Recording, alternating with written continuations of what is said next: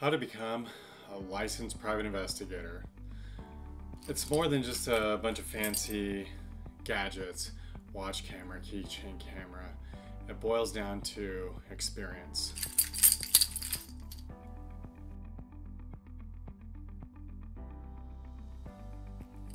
With that said, I am your host, a licensed private investigator out of the state of California, and I'm here to discuss how to become a licensed investigator with you.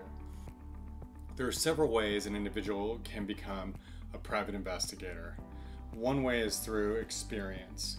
In the state of California, the threshold is 6,000 hours of experience.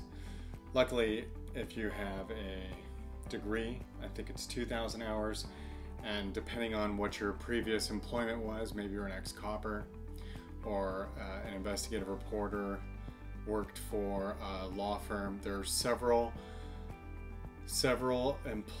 employment opportunities that will contribute towards your hours to becoming a private investigator.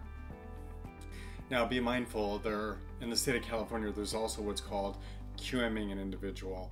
That's when another private investigator will qualify and manage you. You just shell out a ton of dough and give them a percentage of your business, and voila, you are a private investigator. There's an alternative way for you to become a private investigator, and that's through the purchase of a functioning business. You purchase the company, you then work out an agreement with the licensed investigator for them to stay on board for a couple years, and while you gain your experience and build your business. That's a legitimate way to becoming a private investigator as well.